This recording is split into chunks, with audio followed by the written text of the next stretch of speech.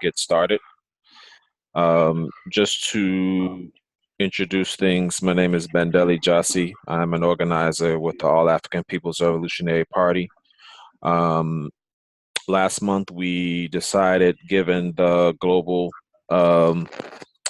scope of our people and the increasing use of internet to get communication and information, to begin hosting webinars, regular webinars, utilizing our political organizers and cadre that are in different parts of the African world.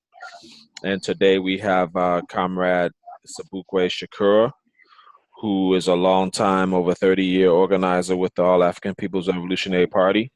He is also a member of our Central Committee, and he is currently, since the beginning of 2018, based in Nairobi, Kenya.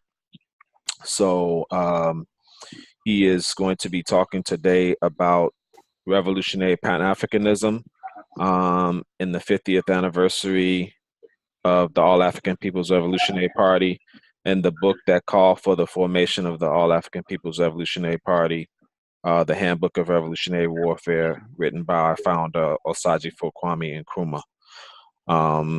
And so with that said, as I mentioned, and I know people are going to be coming on after this, but we'll let our brother explain how he wants to do it. If you want to take questions or comments as you go on, or just hold off to the end. But we ask that people respect the methodology, and if you have something, just shoot out a message on the app, and we can plug you in. Okay. All right. Again, Sobukwe Shukura was in Ghana just recently for the 50th anniversary commemoration.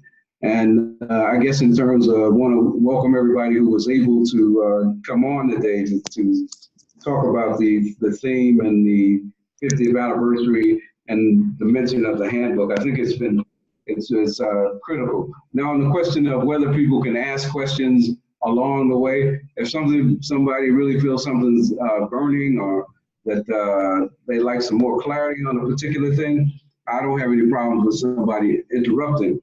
Of course, this is a new platform for me. I've been on radio, we've done speaking engagements, I've been on panels, so I'm getting used to this technology. But of course, when we're asked, we don't have any choice but to make our contribution to the any kind of information that we can get out to our people.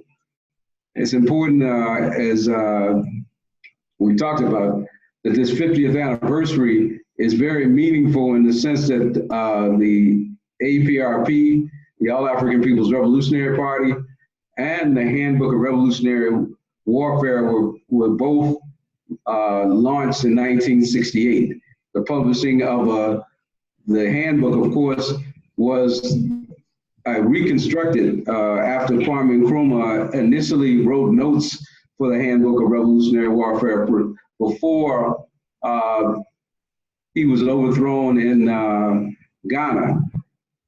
The notes that he wrote was discovered and destroyed by the enemies of the people, particularly the CIA, and in collaboration with the traitors in Ghana.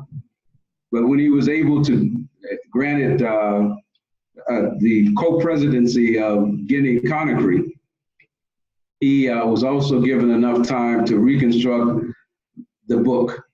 And the importance of the handbook is that the A-APRP is that it is not really just something isolated or something that Nkrumah just came up with on a humbug.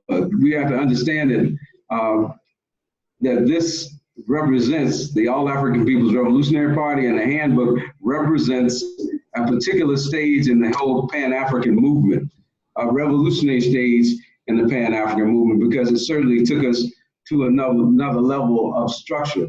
And when we think about what Nkrumah was able to do in his other books, like in consciencism, his thesis, he was able to explain the forward motion of the ideology of Nkrumahism, Touréism. He was able to talk about it as a tool and a weapon for Pan-Africanism. He was able to establish new concepts in the whole use of the ideas of scientific thinking, using the concepts of dialectical and historical materialism.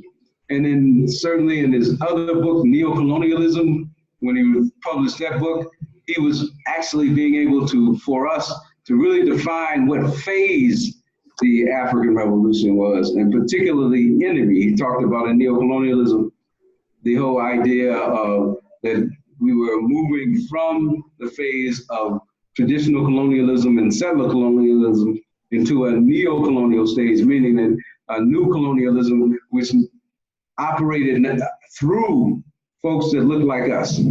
It wasn't anymore the colonial governors or the colonial armies, but in neo-colonialism, he explained that now we're at a stage where many and most of our, the people who are going to be collaborating with the imperialism will be people who look like us. And that it would also, of course, not only, it would impact the whole continent. It wouldn't just impact those who were collaborators, openly collaborators, but because of the disunity of the continent, neo-colonialism would impact even the revolutionary leaders on the continent of Africa. And we can see the foretelling of that and what really happened when we've seen the coups and of revolutionary leaders, including his own, the coup of Kwame Nkrumah himself, the coup in Mali, and later the coups that affected Burkina Faso and Sankara and many others. But he was telling us then that neo-colonialism would be an agent in which the enemy could operate out of some of these territories where we had traitors, leaders who were traitors, and that kind of a thing. But what the significance of the whole handbook of revolutionary warfare was that he defines and clears not only the ideology that he had already been writing on and elaborating on, and taking what came out of the fifth pact, the whole call for the total liberation and unification of Africa. Well, he took that to another level, because not only did he deal with the ideology that came out of the fifth pact, and had been built over the years, he also did the strategy. He gave us a strategical methodology to improving the struggle for the total liberation and unification of Africa. He talked about how the next steps, how we needed to have this armed phase of struggle, in which when he wrote the book, there was armed struggle against the Portuguese in Guinea-Bissau and Cape Verde and Angola and Mozambique. And there was struggle in Southern Africa and Zimbabwe and Azania, also called South Africa, in Namibia. So all this struggle was going on. And this armed struggle needed to be more unified and succinct. And this is what he did in the handbook. He talked about how that strategy, and he wrote about what steps we would have to do. So that's what is important to understand, that the ideological and strategical development is the most important thing that happened in 1968, different from what had previously happened in the Pan-African movement. And I think he clearly articulates, again, that Pan-Africanism cannot be separated from scientific socialism. The whole idea that scientific socialism and this struggle had to be hand in hand. And I wanted to chop that up, because there is not just a formula that says scientific socialism equals Pan-Africanism, but it's a particular way that scientific socialism has to play a part within the Pan-African struggle. And this has been a struggle, I think, that we have to understand even from the early stages, because sometimes we think about the early stages of Pan-Africanism, socialism wasn't really talked about. But certainly this whole struggle, these ideas of Pan-Africanism and socialism have been really emerging at the same point in history. When we think about the first Pan-Africanist Congress in 1900, and we think about the workers' internationals around the world, these are going on in the late 1800s and early 1900s. So these struggles of workers for socialism and communism were going on in one part, and the struggle for Pan-Africanism, and they weren't really separate. I mean, many people think that Garvey's movement was one ideology. Garvey certainly had certain principles, but the UNIA, an African Community League, was actually a movement of people with different ideologies. And socialists, many socialists and people who call themselves communists were actually a part of the Garvey movement at different points. Some of them left for different reasons. And if you think about people like the editor of the paper for a while, for a couple of years, was a socialist. Hayward Harrison, I think his name was. And of course, we know the African Blood Brotherhood with Cyril,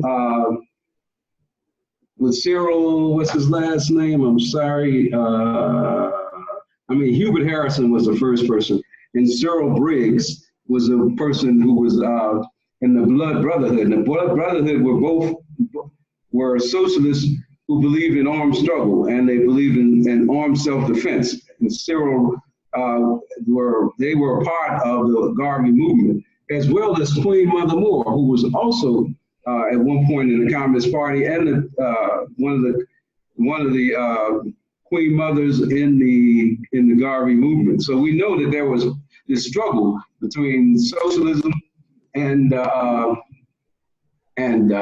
the struggle or this interaction between socialists and the Garvey movement for a long time. And of course, we had left and right tendencies in the Garvey movement. We had people all the way like Elijah Muhammad on one hand, and like I said, we had these socialists and communists on the other hand. And many people think that the struggle between the Garvey movement and the Communist Party USA was made Garvey antagonistic against communism. But Garvey saw the struggle that he was having with those inside of the Garvey movement, the Communist Movement USA, differently than he saw the Russian Revolution and the Communist International. In fact, in the Garvey paper, the Russian Revolution was actually praised. It was, and he also, when V.I. Lenin died, they ran Garvey actually said that he thought he was one of the greatest persons of that decade, of that century. So I think that we have to look more closely at the struggle, the context of socialism in the Garvey movement wasn't one of simply that Garvey was against the struggle for communism in the world. He saw it as part of a process. Just like many people don't know that he had, the Garvey movement had a close relationship with the struggle in Ireland. In fact, the name, the Liberty Hall, comes from the nationalist movement in Ireland. Liberty Hall that Garvey used for the name of his offices. But Liberty Hall was actually taken from the Irish struggle. And certainly we know in the early stages of the other aspect of the Pan-African movement, the Pan-Africanist Congresses, there were many socialists involved. In fact, Du Bois himself joined the Socialist Party, the Socialist Party in 1911, I believe it was, and certainly he left after he backed Woodrow Wilson and not the socialist candidate, but he certainly had bouts with socialism all of his life. He was certainly used had traveled to the Soviet Union in 1927 and spoke well of the revolution when it took place in 1917, the October Revolution. And later, of course, in the latter part of his life, he actually became a member of the Communist Party in 1961. So this struggle has been going on, an intense struggle, a struggle to define the relationship of the kind of Pan-Africanism for African unity, and this question of nationalism, and this question of worker struggle, and the question of socialism, and how it was clear that every African who is a Pan-Africanist has to understand at some point the class struggle. And every socialist who is an African has at some point has to deal with the national question, because we're not just oppressed certainly by class as an African people. We're also oppressed by our nationality, and certainly we can, as the AAPRP has developed, we also know that part of our oppression is also gender. So we have a nation class gender analysis. But I wanted to say that, all that to say that there isn't just one thing that we're struggling for, and it's what we're developing through the movement is a struggle for different kinds of tendencies within the Pan-African movement. Some of it ultra-nationalist, meaning that people only wanted to deal with a national question and didn't want to deal with a class question, and people who were very opposed to nationalism or didn't see nationalism as a critical struggle, or thought that the struggle against class could somehow resolve the question of the national question, or trying to reduce the national question to just a question of race. It's much deeper than a question of race when it comes to African people, because when we come to African people, people who are oppressed by nationality it's really a land question. You know, we're not just worried about people being racist in Africa. We're concerned about our nation being colonized, our land, not having control of our land and resources. This is what we're really talking about when we're talking about the national question. It's much deeper than just a question of race. And some people in the struggle wanted to reduce it to just a question of race. So this is kind of where we are. The tendencies that we see today came from the right and left tendencies within the struggle. At different points in time, we've had Communist Party members, people who think of themselves mostly as Marxist-Leninists, attack Pan-Africanism. They called it a bourgeois ideology. I mean, an ideology that had no class analysis, but an ideology that was simply nationalist and could not go forward. These attacks have happened often, and sometimes there have been people who have been opportunists. It's like many of the socialists during that Garvey period that we talked about, some of them were opportunists. They saw that Garvey was able to galvanize millions of people around the question of nationalism, and they wanted to just use this because they couldn't directly, or they were afraid at the time to directly attack Pan-Africanism as a nationalist force. So they tried to co-opt it instead of seeing principally how socialism it could work within the struggle for Pan-Africanism. And if you look at these opportunists, many of them were not serious about seeing Africa as primary. Most of them saw the struggles in Africa. Some of them were even anti-colonial, but they didn't see the struggle for African people in the diaspora and in other places as part and parcel of the struggle for Pan-Africanism. And this is what separates what Nkrumah would do in terms of building this strategy for the Pan-African struggle, that he would come to see not only we talked about the atmosphere that was on the African continent when he wrote the Handbook of Revolutionary Warfare, but we also have to understand that the struggles that were going on in the diaspora, in the Caribbean. Of course, there was national liberation struggles going on and still going on in the Caribbean at the time. There were there were also struggles for power. Black power was being talked about across the continent. And we know that when he was, he wrote several documents talking about the relevance of Black power to the Pan-African movement, and how the need for the organization of the African diaspora. And in the handbooks, he gets deeper. And that's what I think when we talk about the significance, again, of Pan-Africanism and the strategy coming together with the ideology in the Handbook of Revolutionary Warfare. Again, the strategy calling for the total liberation and unification of Africa under scientific socialism, and the struggle, the strategy on how to get that done, building an all-African People's Revolutionary Party, a party that would connect all the revolutionary parties in the African globe together to fight against imperialism and to fight against capitalism. Because we know that the only way that we can win is to be united. We already experienced what I said earlier, these coups, these counter coups, these struggles that even when we tried to build socialism in one state in Africa, in the Caribbean islands, it was always overthrown because there was not this force that could protect it. We saw it as late as in 1980 in Grenada in 1983 when they invaded Grenada and overthrew the New Jew movement. It's happened all over the African world when progressive forces are standing on their own. We are not able to resolve this contradiction. So what grows out of our struggle is more clarity.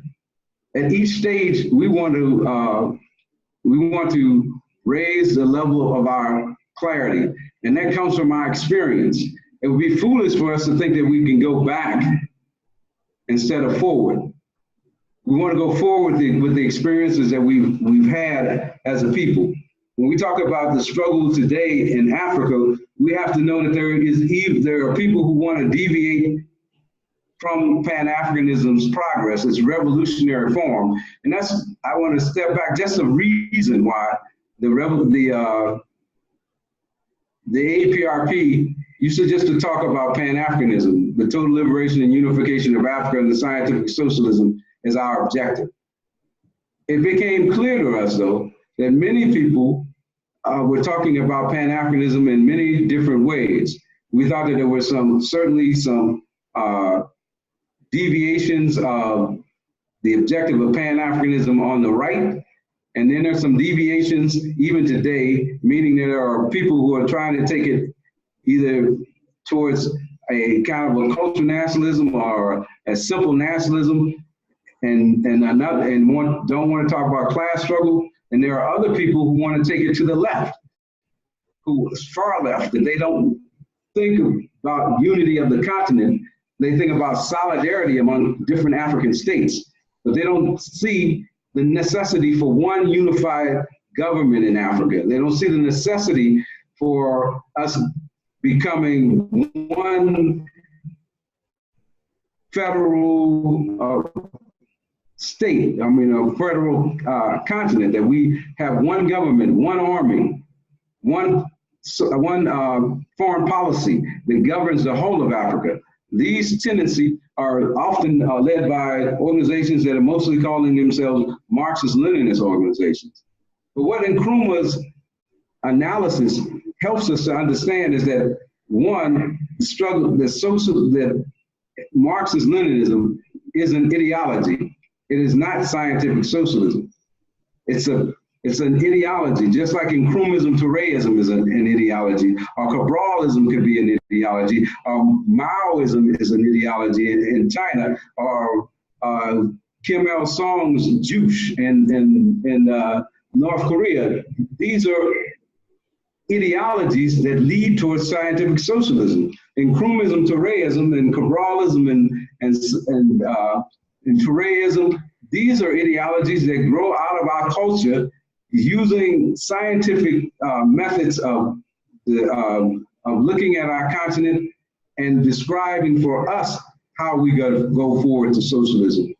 We have to we have to deal with our own conditions. We can't impose the strategies that were used in Russia, or the strategies that are used in any other part of the world. We have to come up with our strategies based on conditions. Africa's condition is different from all of the other ones we just named. It's different from China. China had only one dominant colonizer, and that was Japan. They had a few, and they had certainly some British colonization, but that's only two. Africa has had colonizers and conglomeration of colonizers from all of Western Europe, Belgium, Portugal, France, Britain, Germany. I mean, we had a conglomeration of colonists. So our struggle can only be defended by United Africa under one socialist government, as I said. So this is kind of what we wanted to kind of start in terms of giving forward this talk to open up for questions and answers. So I think we want to open it up and take questions and answer if we can.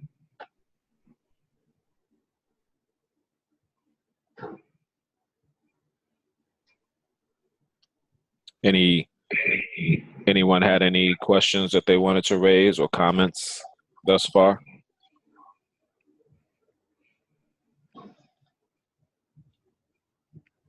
I did want to raise the question in regards to,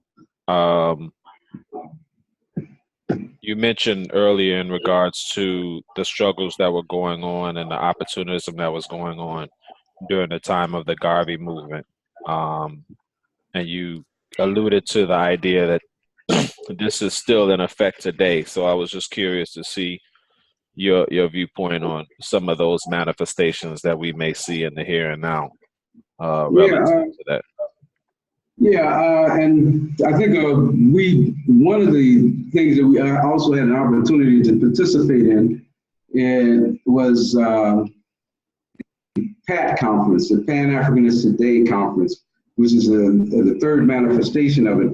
I can't say much about the first two because I didn't attend, and I don't think any of the All African People's Revolutionary Party organizers attended that conference. But it's clear that they're basically a Marxist-Leninist organization, and we have no problem with Marxist-Leninism as an ideology. But they're also clear that the question of their view of Pan-Africanism, to me, is a deviation right now to the left. It is not talking about one unified socialist Africa.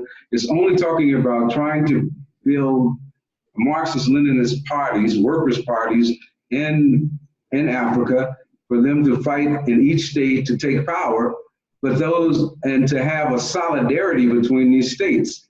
This is a critical difference between what Nkrumah's and what the Fifth Pan-Africanism and Pan-Africanist Congress had in mind. It reduces this struggle to isolated areas, and we've already seen how what a failure that is in terms of the question of being able to defend a state against any of the modern developed nations with like NATO. When I say developed nations, I mean those with significant military power. We know that that NATO and the U.S.'s alliance will certainly be able to defeat any one continent, one country, or one state in Africa. Just like we know that even if China, God forbid, actually wanted to use force to try to have relationships with Africa, it certainly could take out any one nation. When we look at the continent, there are military bases all over the continent, military bases that are funded and controlled by the U.S. and NATO, and even China has a base supposedly to protect its waterways and its trading waterways to the continent.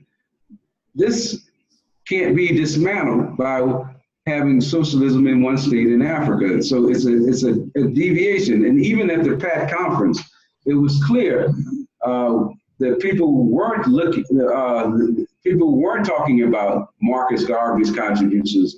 They weren't talking about all of the history of Pan-Africanism and as it was developed. It was void of a real nationalist perspective at the conference, which is important. We have to understand that, again, our struggle has to have a nation class character. And if it doesn't, then we're like, what do we say about, let's give you a concrete example. I don't want to just talk in generalities. A concrete example is the Communist Party in South Africa talked to, and the ANC at the time of the Freedom Charter, when the Freedom Charter ended up saying that land belongs to all who live here or all who work here, as opposed to the question that the PAC, Pan-Africanist Congress of Azania, the ZAPO, Azanian People's Organization, they were clear that the Africans, the people, the indigenous people of Africa, that it was their land. Now, that doesn't mean that they didn't want anybody, and nobody else can come and live in Africa or be citizens in Africa, and even maybe own land. But certainly, the principal question of the land and resources is a national question for Africa. One can't equate the settlers, can't ignore that settlers in South Africa have controlled the land and resources. And until the African people get their land, control of the land and resources, they can't advance. If we, like right now, we still look at South Africa has been supposedly independent since 1994. And the majority of the land and the best land, the farming land, is still in the hands of settlers, European settlers, which means that this whole struggle, the lives, the blood that was shed for the liberated South Africa, or Azania, as it's popularly also called, the people didn't win. The people have not yet gotten their resources back. The masses are still without land and without control of the gold mines and all of the other resources in Africa. And this is so, when that is a deviation and a line question difference between Marxist-Leninists who don't believe, and that's, I'm not making a broad stroke here, but that Marxist-Leninists who don't understand the land question, the settler question, the question of who the resources of Africa belong to, are not really Pan-Africanists in the context of revolutionary Pan-Africanism.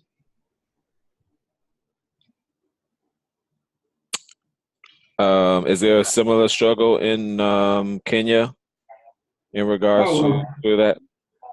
Well, yeah, it's, certainly there's still land here in Kenya that is still controlled. Some of the best farmland is still controlled. The highlands and areas are still controlled by Europeans, and there's all kinds of schemes to keep it in the hands of Europeans. And more obvious here is the question of neoliberal and neo-colonial collaboration.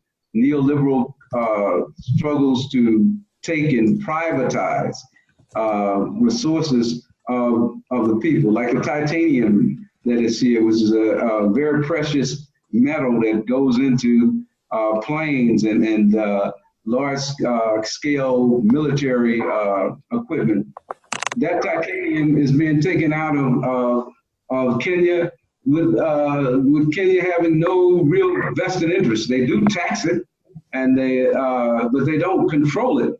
They don't even have 50%, less more 51% of the takeout of the titanium industry. And we can say that not only for Kenya, but we can talk about the examples in Ghana that, more recently, the idea that the gold mines that were found, the gold that was found in Ghana, the Ghanaian people are getting less than 10% of the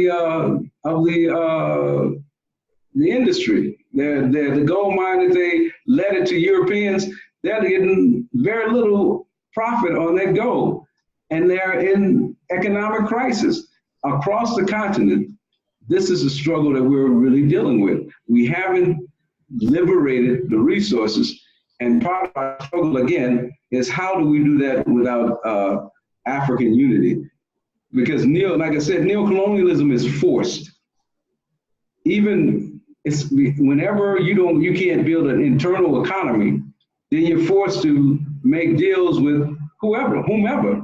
So our economies are controlled by a superstructure outside of Africa. When I say a superstructure, I'm talking about these relationships to China, and I'm not knocking China per se. I'm just saying we shouldn't have to go to China to discuss our economy.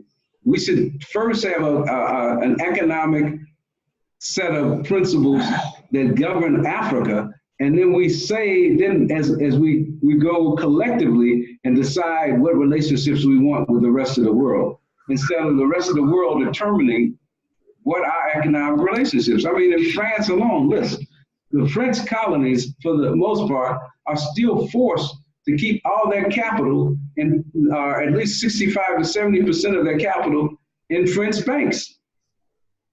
When they're not they could be using and loaning that money out for their own development. This is the economic problems that we're having in terms of having single, small, individual economies that have very little relationship to each other.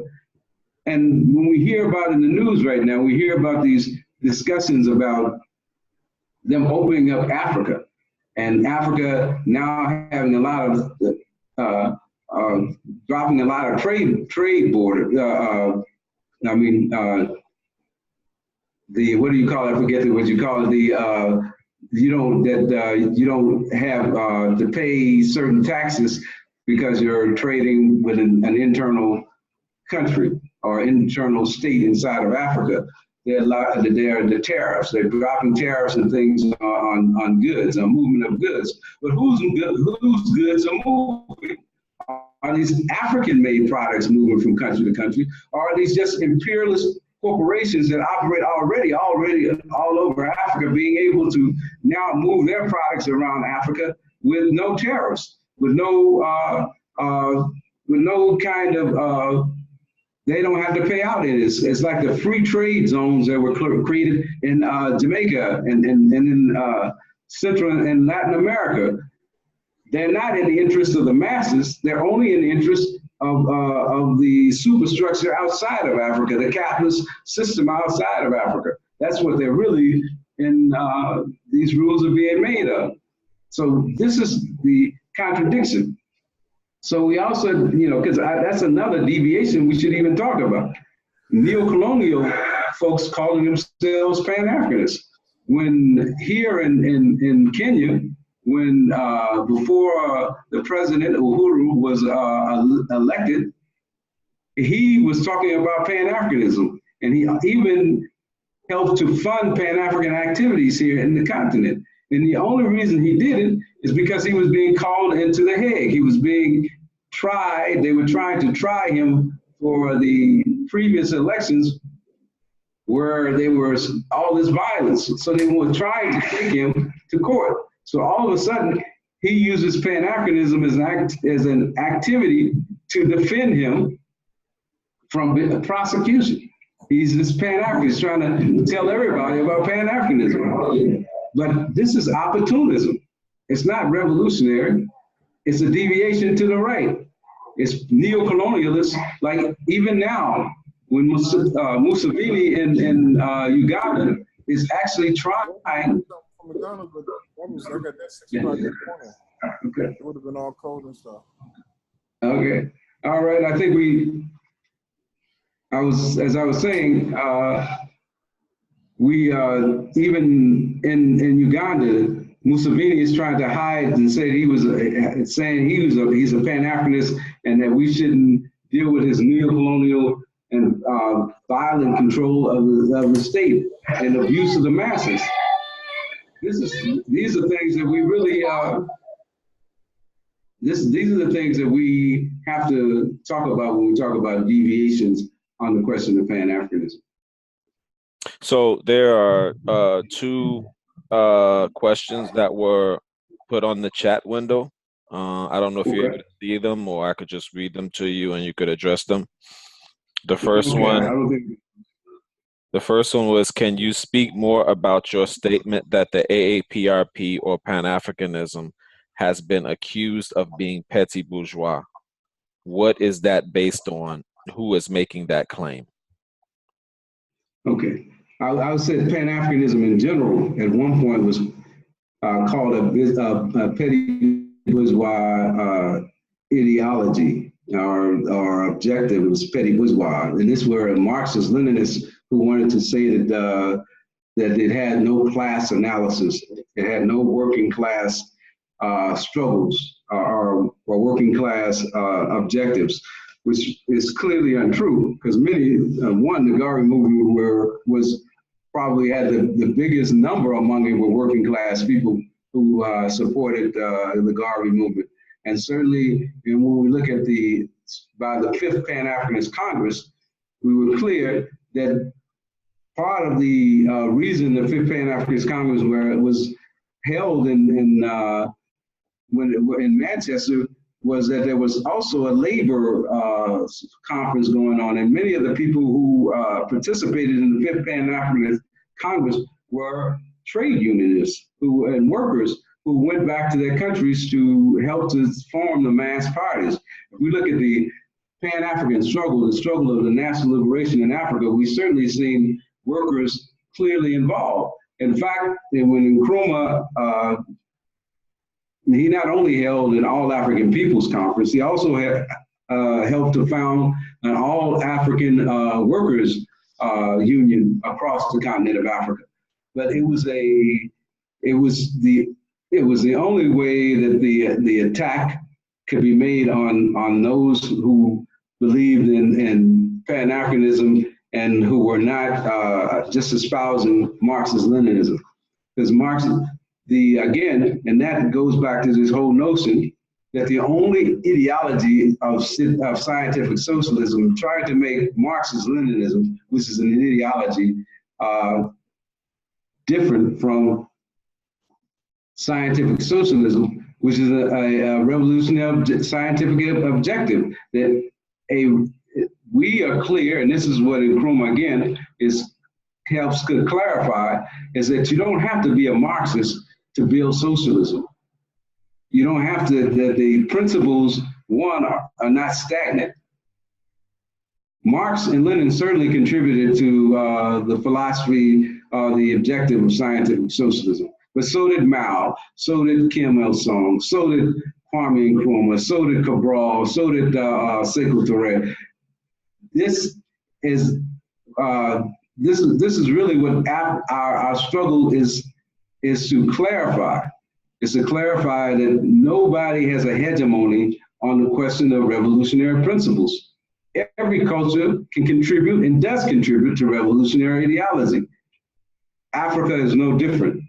We don't have to impose, not impose, but import. We don't have to import from other ideologies to be able to study our own history and our own science to pull ourselves together. Certainly, we want to study anything that's revolutionary.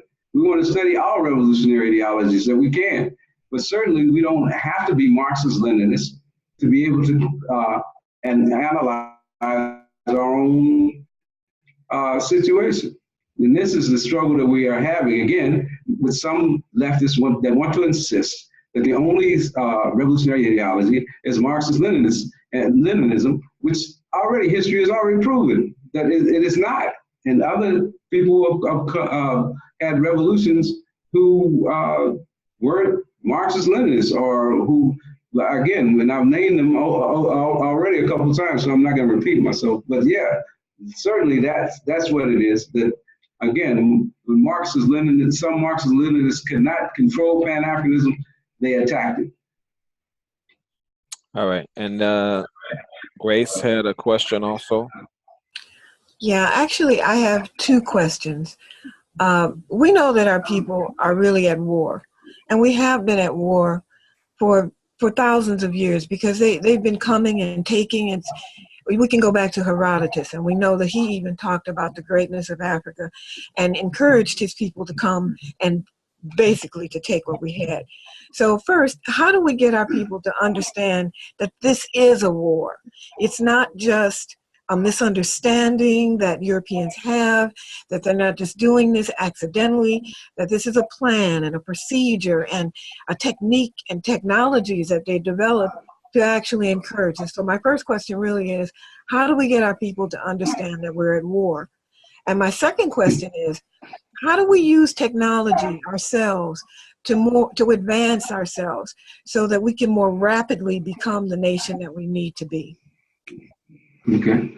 All right. I think those are very good questions. The first one, of course, is that's one of the reasons I think that we thought it was important that in this 50th anniversary of the Handbook of Revolutionary Warfare to revisit the discussion. In Nkrumah's, even though we're not in the same period as in the 1968 when we were in armed struggle in the way that it took place in the armed struggles towards national liberation, we're certainly, probably in some ways, there is more invasion on the continent. When we think about AFRICOM, when we think about all of the military bases that we talked about earlier, when we think about all of the so-called forces of Boko Haram or the forces of Al-Shabaab and all of these other reactionary military forces on the continent, it's clear that the continent is more volatile, and not to mention that the military forces that are finding themselves in line and with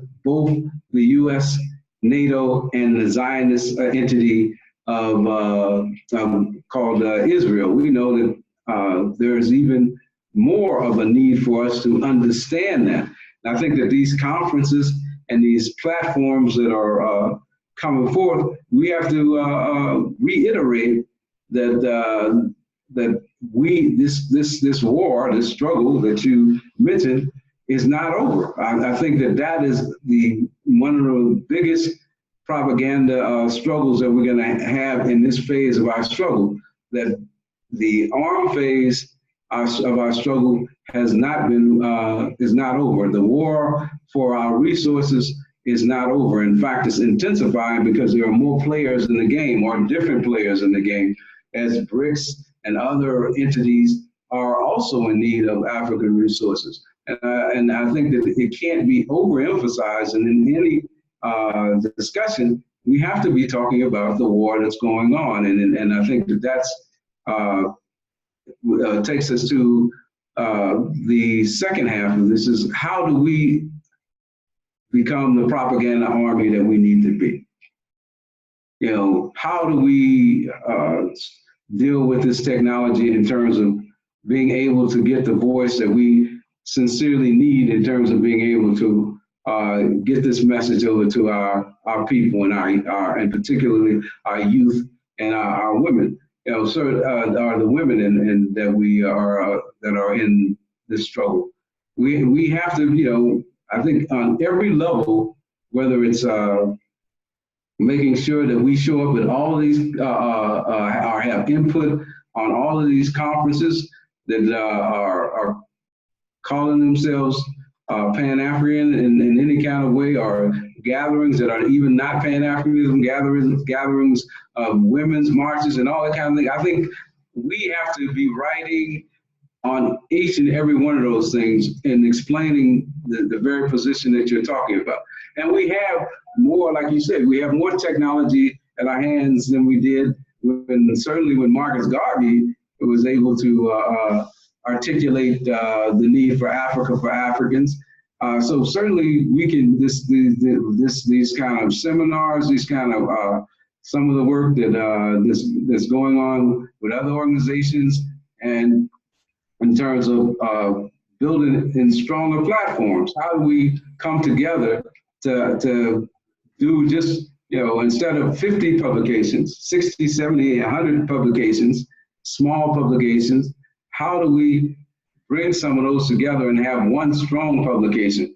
We know that was one of the aspects of, again, Garvey's tools. I mean, the Black world, or the Negro world, traveled all around the planet, the globe, from Africa to South America, to Europe, to throughout the U.S. and the Caribbean. We don't have one. I don't know if we can say that we have one publication that does that on the kind of scale that reaches millions of people. And even a month's time, if we were able to reach millions of people even once a month, it would increase our capability as organizations to do that. And I think certainly the hardware, the technology is there, that we can do it online. We can do it through messages on telephones. We can do it in all kinds of ways. But the question is do we have the critical organization to use the technology effectively? I mean, many of our struggling publications and things are just like the human power to be able to publish something on a regular basis. But you see how important it is if we look at Cuba's and in Venezuela also are developing and have developed very strong propaganda networks in which they get their information out and they answer any charge against them very quickly. When the U.S. started talking about the question of the sonic attacks on Cuba, Cuba was able to get out of their message across the world that this was false and just sadistic propaganda. Things happen in the African world and we don't hear about it until years later, because we're not organized enough to do it. So I think it's critical that one of the things that we talk about as we move forward, and not just talk about, act on, is organizing this technology, organizing ourselves to use this technology more effectively.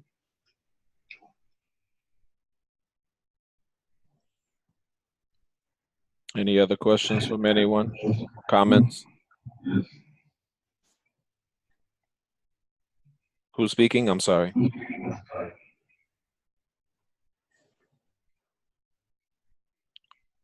Okay, it looks like someone is putting a message on the chat. So speaking of unity, is the AAPRP making any effort to unify with revolutionary organizations such as BLF, Black First Land First, in Tanzania, or APSP, African People's Socialist Party in USA, etc.? In truth, yes, I heard of some of the contradictions between the groups, but as Sister Grace said, we are at war. How do we overcome these internal differences to move towards victory? Yeah. Well, I think that's a good question. I know one of the strategies that the AAPRP has been doing in the last year or so, couple of years, we've been inviting everybody to be part of the WWPAM, Worldwide Pan-African Movement. Everybody comes in as equals. Those organizations that are a part of it, the 20 or so organizations that are a part of it, help to shape its current objectives and its program. We're asking everybody to come on equal footing to be a part of the movement. And if we're invited to be a part of any kind of a Pan-African movement in which our values are not going to be usurped, we're more than willing, I'm sure, to be a part of it. The question is, again, is that it's not about us as individuals. It's about the struggle for our people. And I think that's where we are willing to work with any and everybody. And even when, for us, it's not even about that we have to be able to agree on everything. Inside of the AAPRP, we have different kinds of unity, different kind of relationships with different kind of organizations. We might coalesce with organizations that we don't agree with on the question of Pan-Africanism or Marxist-Leninism or any other ideology that an organization comes to choose. That we may have a relationship with them around the question of the military-industrial complex or dismantling AFRICOM. They don't have to believe all the things that we believe. We'll work with any of those organizations on these questions, and have worked with many of these organizations on different questions. On another level, we work with the defense of Cuba. We work with that in the U.S. We work with the National Network on Cuba. On the African continent, we work with all the embassies wherever we are. We have relationships, and we're a part of solidarity movements with organizations that we have very little in common with, other than an alliance in protecting the revolutionary liberated territories like Cuba, like Venezuela, like North Korea. So our organization is more than willing to work with other organizations. Any other questions or points? It sounds like someone is trying to speak, but they're not coming through fully. Let me unmute. I'm not sure who that is. Does someone else have a comment or question? Okay. All right. So, brother, you have anything else? I'm sorry, you were continuing? No, I was just going to say, I don't know if we're wrapping up or are we, if there's any more questions that we, or any more points that people want to make? No, we have another 30 minutes. Obviously, we want to respect your time, given the time and day that it is there. But I did want to quickly say something in regards to the question that you just addressed. Hold on one second. I see another question come up on the chat, but I think the reason why we have had issues, and when I say we, I'm not just talking about the AAPRP, I'm talking about the global Pan-African or global African nationalist movement, is in some cases ideological confusion. Ego has come into play, and in some cases our inability to find common denominators and points of unity, and put those points of unity above and beyond points of disagreement. One thing that our party has done and have struggled to do over the course of 30 plus years, 40 plus years, is attempts at building African United Fronts. And we've had some success in different areas of the world that we organize in developing those. But in many cases, they have been unable to be sustained, partially because of the hidden hand of the enemy, maybe to a great extent the hidden hand of the enemy, but also our own deficiencies politically and ideologically that have impacted those attempts at unity. And so we just have to get better at it. We have to understand the history, and we have to make improvements on it and keep working at it, because that's the only way that we're going to move forward eventually. The APRP has never claimed to be the end all and the be all, nor the organization that is going to win victory for the people and hand it to them on a silver platter. We saw that the masses have to be involved in the struggle, and the masses have to win the struggle. We're just a conduit, or attempting to be a conduit that will allow the people to express their wishes, their dreams, their desires, their talents, their skills towards a greater Africa and towards a greater world. That's it. That's all, nothing else. And just adding on that, I think that one of the things is, if you look at the history of the AAPRP, I don't think the AAPRP has fought against allowing itself to be used to attack any organization, even organizations that we disagree with, ideologically or principally. It's a principle of ours that we are not going to do the work of the enemy.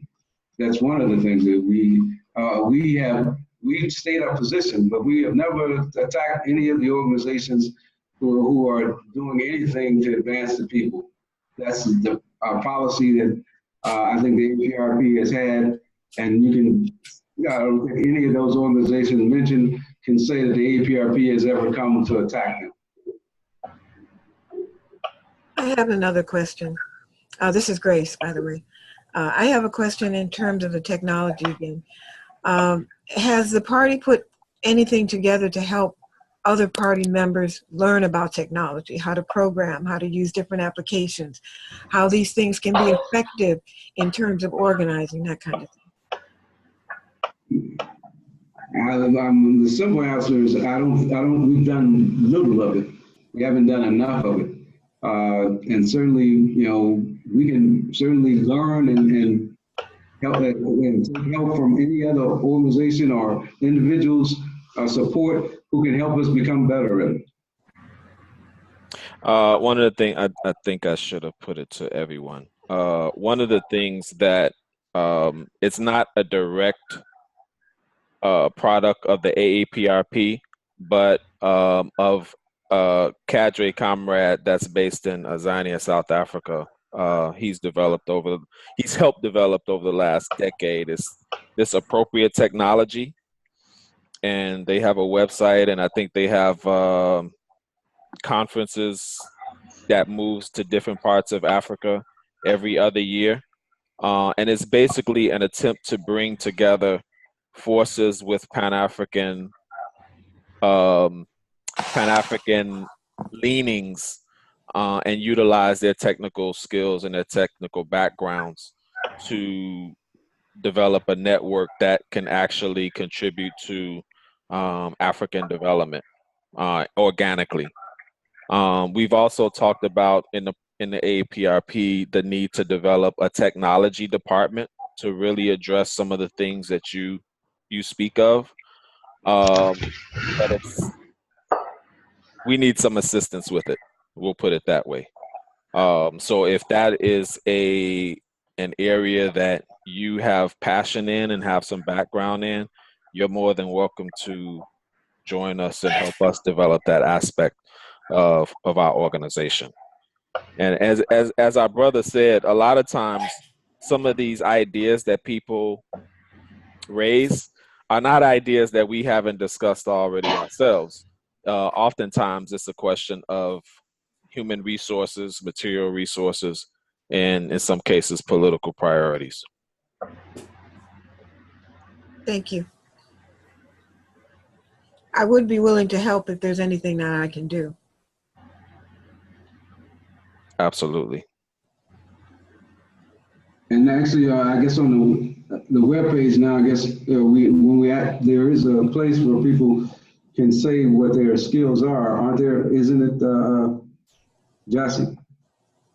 Yes, we have a questionnaire on our website. I'll send a direct link shortly where people can put their information, and part of that information in the questionnaire is what areas do you have expertise in, whether it's professional or whether it's just a hobby, and what are you passionate in. And from that, we can basically take you and try to place you in certain structures where you can actively involve yourself in utilizing those skills. There was another question that was put on the chat. How does one get involved with the AAPRP? We just spoke on that. We'll send a link shortly. I would like to contribute to media propaganda. And then also, does the AAPRP have a radio presence? Right now, we don't have a particular radio presence. We have people in the party who are involved in radio. I did radio myself and still doing radio for the last probably almost 15 years in Atlanta. Right now, even though I'm here in Kenya, I still contribute to a radio program that I started called or helped to RAP, Revolutionary African Perspective. Crackers that I had up there, somebody ate them. So yeah, and I think there's some projects underway. People are working on trying to get internet radios started for the, in particular, Jassy is involved and others are involved in trying to get a radio presence online. Online. Yeah, that's a project that we have in place, hopefully launching in 2019, to be based in Africa as a means to basically expand our ability to tell our own story and propagandize and spread information to a larger audience, taking advantage of the technology as Sister mentioned earlier. And that's in progress now. So hopefully, definitely by, well, we won't say when, but by 2019, that should be in effect. And hopefully, as people get on board, we can have many contributors to that effort.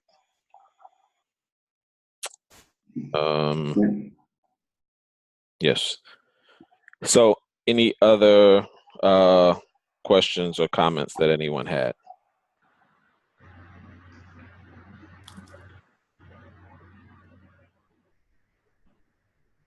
And I encourage people who haven't went to the website to, because some of these things that we're talking about, even our position on PAT, the Pan-Africanism Today conference, is available on the web.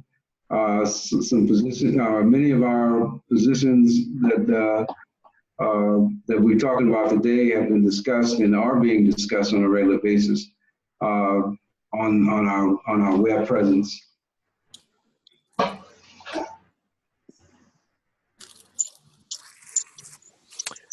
All right. Any concluding thoughts, my brother, as we wind down to this discussion that you wanted to share or speak on? Yeah, I think that one in this anniversary of the All African Peoples Conference this year, along with the 60th anniversary of the All African Peoples Conference, along with the which is taking place in Ghana between, if I'm not mistaken, the 5th through the 11th, I think it is, or the 12th. It's two conferences, one being held on the University of Ghana alone. Anybody, so I know that if you know or you have an opportunity to know people in Ghana, you might want to encourage them to participate. And there's also one that's being co-sponsored by the Pan-African Federalist Movement, and also Sister Samia Nkrumah's daughter's organization, the Pan-African, what is it called? If I can't remember the name of it right this second, but that is going to also be going on in Ghana. And this year, I think that if you haven't reviewed the Handbook of Revolutionary Warfare, we're asking that you pick it up, read it, and if you want to write an article, because we're going to be publishing our articles on the handbook, how it can be improved, what's the relevance of it today, what changes could be made. That's taking place now. We're still accepting people who want to write an article. We'll probably be closing it probably sometime after the All African Peoples Conference, but you still have about a month to try to get something in. If you are, able to write on any aspect of it, and there are some suggested topics that are on the website. All of the information is on the website, inviting people to participate. Again, I think that would be to understand Nkrumah's handbook and to understand his contribution to the struggle for Pan-Africanism is again very important. And I just want to say, again, it's not just about Nkrumah himself as an individual, because much of this that he's writing about and pulling together comes from, one, the history of the Pan-African struggle, and even in that time, the current and when it was written in 1968, he was involved in watching the struggles that we mentioned earlier, the struggles of Africans on the continent who were involved in armed struggle.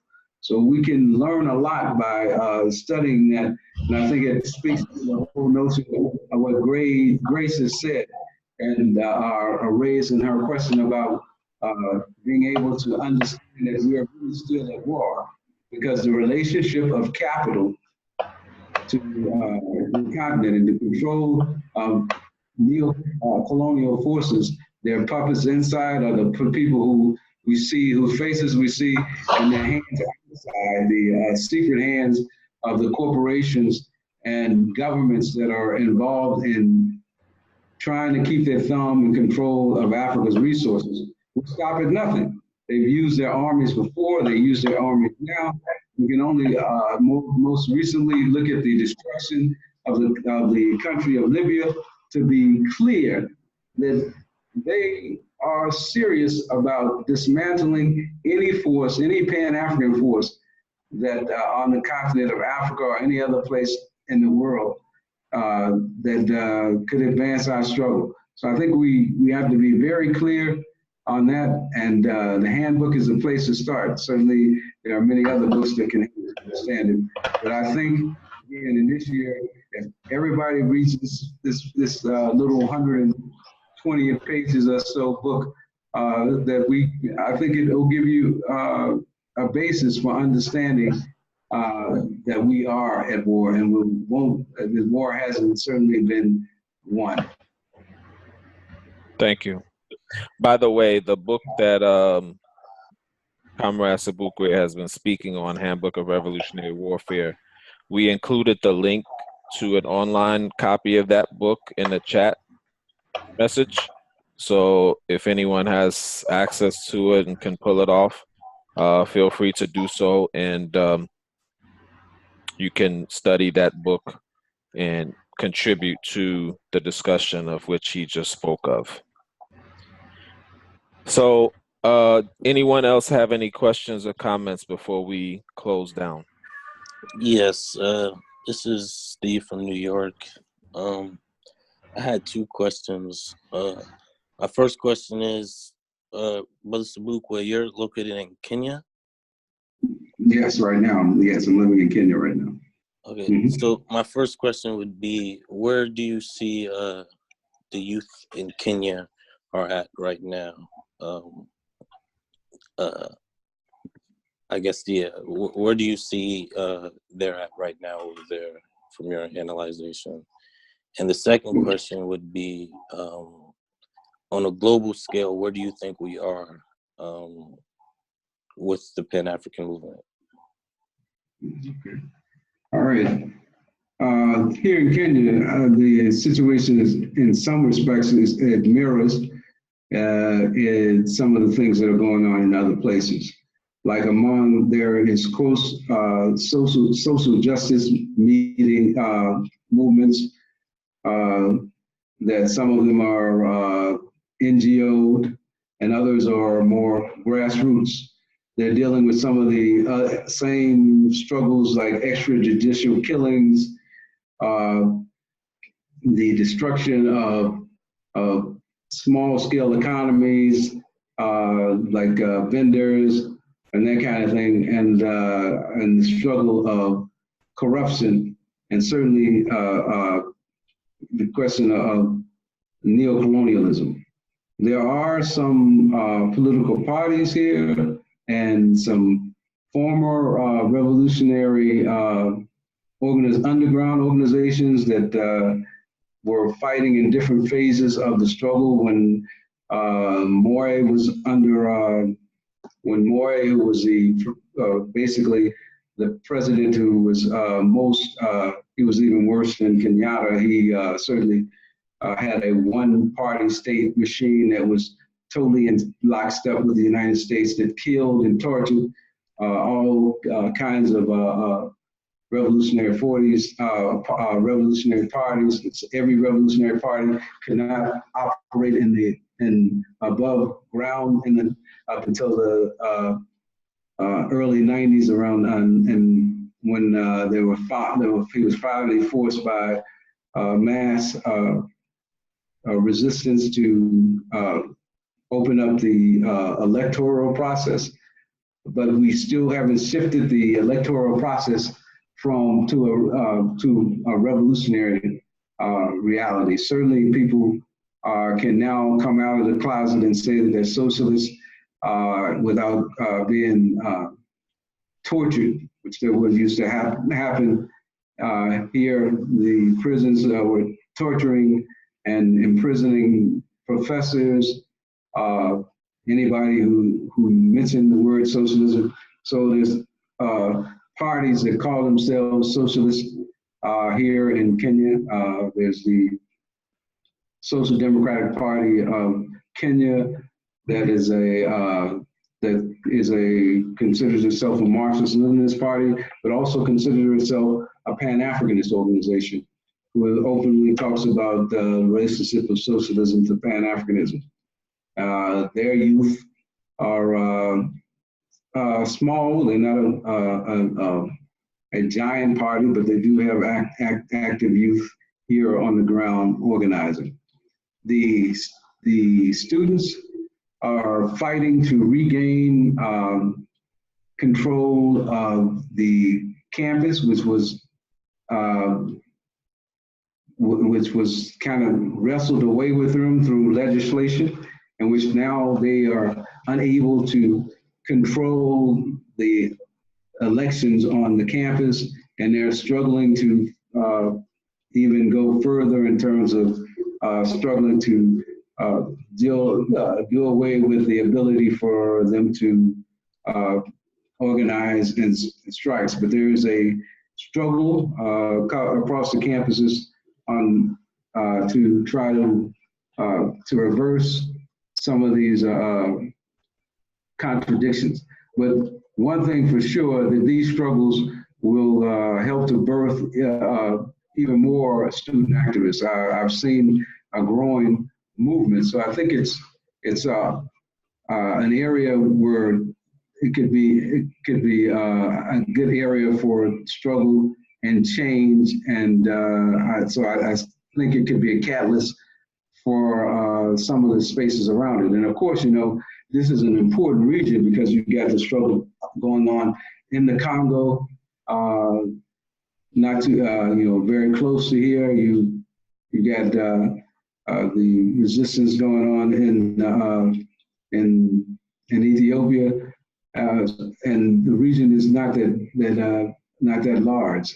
So I think that's kind of on the question of what's going on here in Kenya. So I do think that they're developing a true revolutionary cadre.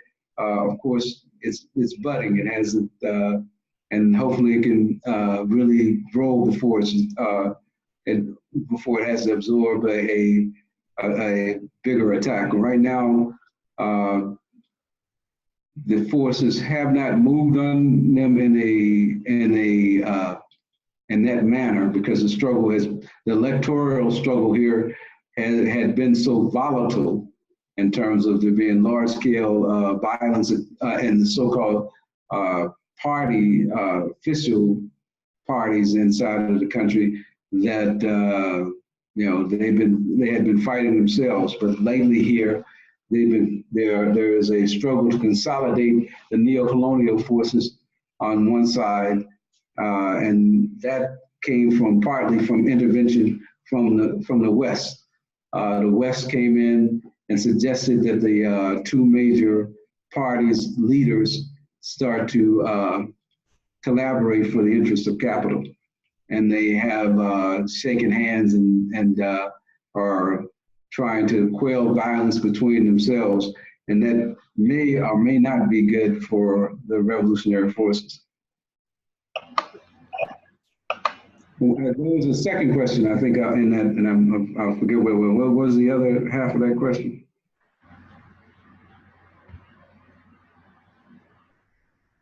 Steve, what was the other half of that question?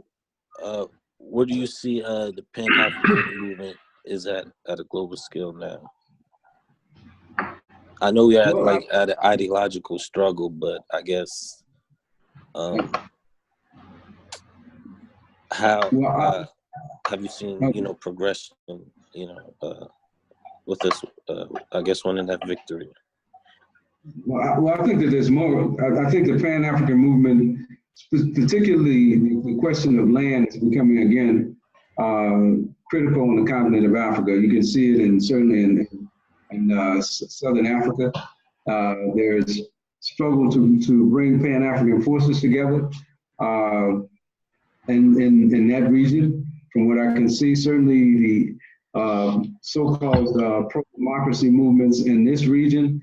As I said, there's a struggle in Uganda against the regime of Museveni. There's struggle in the Congo, obviously, against the regime of Kabila.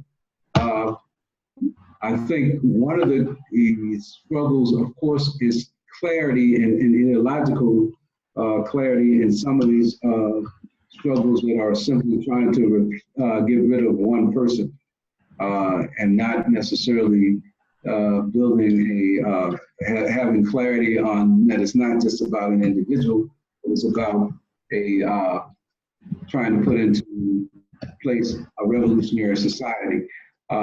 So I haven't yet, although I do know that there are also forces that are Communist Party forces in Congo and in different areas. There's still some struggle on how to consolidate those forces.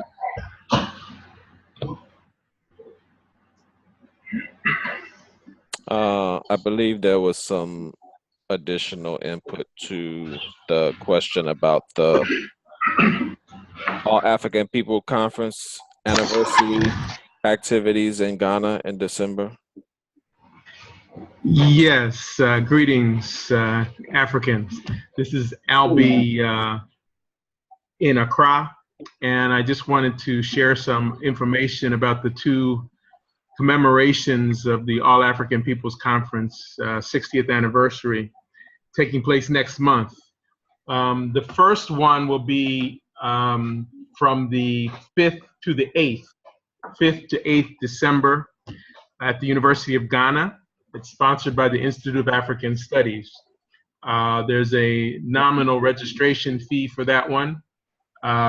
It'll take place at the Institute of, well, primarily at the Institute of African Studies.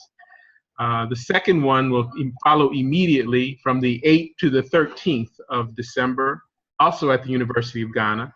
And that one is sponsored by the Kwame Nkrumah Pan-African Center and the Pan-African Federalist Movement. There's no fee, registration fee for that conference. So we are encouraging anybody who has an interest in Pan-Africanism to participate in one or both. The A-APRP will be involved in both conferences, making presentations and linking with our comrade Pan-African organizations from around the world who will be here in Ghana for that program. I will share the links, or I can ask Jassy to possibly share the links, the online registration links, for anybody who can find their way to Ghana. We think it'll be an excellent opportunity to do some of the things that have been talked about earlier on in this webinar, in terms of providing some concrete reality to working with, developing relationships with other Pan-Africanist organizations. Thank you. I just put those 2 links on the chat to everyone. So the ones that the brother was speaking on just now can be retrieved and connected to from the chat discussion. Okay, so with that said, I think we'll close out now, unless there was any other questions or comments from anyone else. We'd like to give thanks to Comrade Sobukwe for his presentation, for volunteering his time and knowledge to this webinar. We know it's late there, brother. And as I mentioned earlier, we also included the links to where you can register your information with the AAPRP on the AAPRP's website. Not only just your basic contact information, but also a questionnaire in regards to your background, your skills, your expertise that you can contribute to the AAPRP and to the Pan-African movement, whether as an AAPRP organizer or as a volunteer. We need African labor.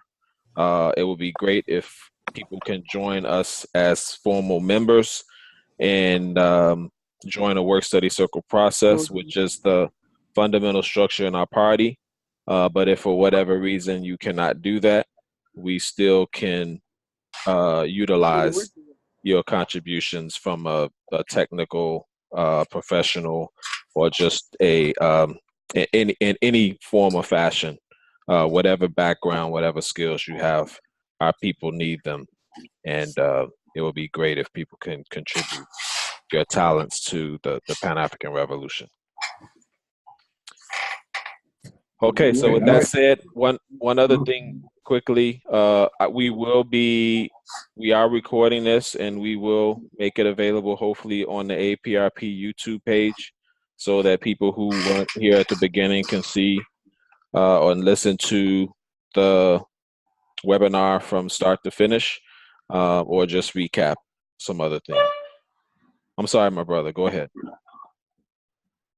No, I'm just thanking everybody for their participation. And your organization of it also. Appreciate it. All right. All right, Africans, you all have a wonderful rest of your day or evening, wherever you are. And the only way we're going to win this war, as our sister mentioned, is to be a part of this people's struggle and be active participants in it. Stand strong. All right. Whatever. Or Oh.